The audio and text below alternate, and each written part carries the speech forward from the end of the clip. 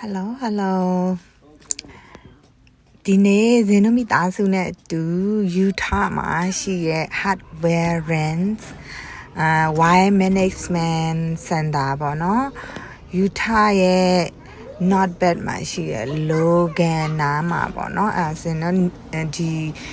ဒီဆော့လိုက်ကနေဆိုရင်တနားခွဲ2နာရီနီးပါးလောက်ကားမောင်းပြီးတော့သွားရတဲ့နေရာပါဒီနေရာမှာသူတို့ကစောင်းရာဒီမှာပဲဖွေတာပေါ့နော်စောင်းရာဒီဆိုဒီဇင်ဘာလကနေဖေဖော်ဝါရီလအထိပေါ့နော်ဇန်နဝါရီတခါတလေကြာရင်စနိုးရာဒီမှာသူတို့ဖွေတယ်သူတို့ဘာတော့ဖွေလဲဆိုတော့ဒီမှာက air လို့ခေါ်တဲ့ဆက်ပေါ့နော်မြန်မာလိုဆိုရင်သူခေါ်တဲ့စက်ကောင်ပေါ့မြန်မာပြည်ကလူတွေစားနေတဲ့စက်သား6တွေပေါ့နော်မြန်မာပြည်ကစက်သားတွေကစစ်လားမစစ်လားတော့မသိဘူးပေါ့နော်ဒီမှာတကယ်စက်ကောင်တွေက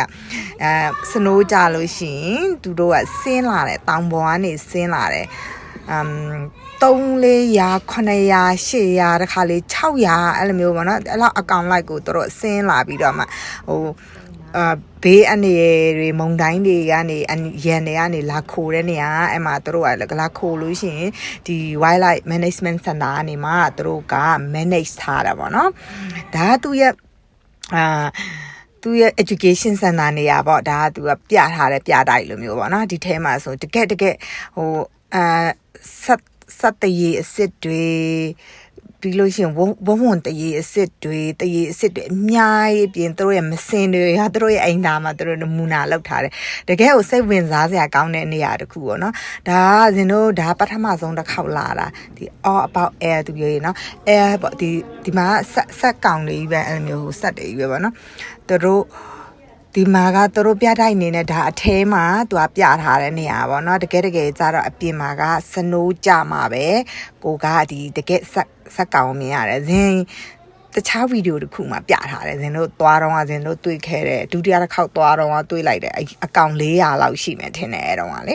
ဒါကတော့ပထမတစ်ခေါက်သွားတယ်အဲ့နေ့အနေတာလို့စနိုးမရှိလို့ဆိုပြီးတော့သူတို့တွေကအကောင်လုံးတောင်ပေါ်ပြေးတက်ကြတော့လေဒီတကယ်ဆက်ကောင်တွေကိုအများကြီးမတွေ့လိုက်ဘူးလမ်းမှာတစ်ကောင်စားနှစ်ကောင်စားတော့တွေ့လိုက်တယ်ဒါပေမဲ့ဒီမှာတော့အများကြီးမတွေ့ရဘူးဒီနေရာမှာတော့သူ education center အနေနဲ့ကလေးတွေကိုပေါ့နော် education ပြတဲ့နေရာပေါ့ဒီမှာဆိုရင်ဒီတရေတွေဆိုရင်ကြည့်လိုက်ဒါတကယ်ဟိုတရေအစ်စ်တွေနော်ဒါကတကယ်လို့အနှွေးတွေမှာသူတို့လောက်ရောင်းလို့ရှိရင်ဒီတရေအစ်စ်တွေနဲ့လောက်ရောင်းထားတဲ့အနှွေးတွေဆိုသူတို့ Park City မှာရောင်းနေဆိုရင်လေဟို1000ခန်းလောက်ရှိတယ်ပေါ့နော်ဈေးတွေကလေတကယ်အစ်စ်တွေကလေဒါကတော့သူပြတိုက်မှာပြထားတယ်လူတွေမြင်ဘူးရအောင်၊ကင်ဘူးရအောင်အဲ့ဒါပြီးတော့တကယ်ဒီဆက်တွေကလေသူရှင်းပြတယ်သူရာဇဝင်တွေကထူးဆန်းတယ်သူတို့ရဲ့ဂျိုတွေကိုလေတစ်နှစ်တစ်ခါလားမသိဘူးသူလဲတာတလားသူဂျိုတွေတစ်ခါလေဆိုရင်သူဂျိုတွေသူလဲချိန်ကြရင်သူဥဂျိုတွေကအဲ့မှာကြာခဲ့တဲ့ဥဂျိုတွေဆိုရင်ဒီက management center ကလူတွေဆိုရင်သူတို့ကယူပြီးတော့ဒီပြတိုက်မှာလာထားတာတဲ့ဒီနေရာမှာဆိုရင်စိတ်ဝင်စားတဲ့လူတွေလာခဲ့နော်ကြည့်လို့ရတဲ့တရေအစ်စ်တွေဥဂျိုအစ်စ်တွေသူတို့ရဲ့မစင်အစ်စ်တွေအဲ့ဒါတွေကိုပြတိုက်တဲမှာမြင်ရတဲ့အပြင်ကိုစနိုးကြတဲ့အချိန်မှာဆိုရင်ယာနဲ့ချီတဲ့စက်ကောင်တွေကိုလည်းမြင်ရမယ့်နေရာဖြစ်တယ်ပေါ့နော်အဲဆိုတော့လာလို့တန်မဲ့နေရာဖြစ်တယ်တကယ်လို့သူတို့ပေးထားတဲ့မြင်းလှဲကိုစီးကြည့်ရင်တော့ဒါဒီနေရာကတော့အခမဲ့ပါဒီမှာမြင်းလှဲစီးကြည့်ရင်တော့ပတ်စံကခလေးဆိုရင်$5လောက်လားမသိလူကြီးဆို$12လောက်တယောက်ပေးရတာပေါ့နော်အဲ့ဒါ Utah ကိုရောက်လို့ဒီဟာစိတ်ဝင်စားလို့လာကြည့်လို့ရတယ် Utah မှာရှိနေတဲ့ကျမတို့ရဲ့အမျိုးတွေကချင်ကရခင်ချင်းမောမြန်မာရခိုင်ရှမ်းတော့တိုင်းသားတွေပေါ့နော်ကိုနီနာမှာကိုကလေးကိုတပို့ချင်တယ်ဆိုရင်ဒီနေရာကိုတပို့လို့ရတယ်သိချင်လို့ရှိရင်ဇင်ကို comment မှာမေးလို့ရတယ်ဇင်ဖြေပေးလို့ရတယ်နော်ဟုတ်ပြီနော်နေ့ကောင်းဖြစ်ပါစေ enjoy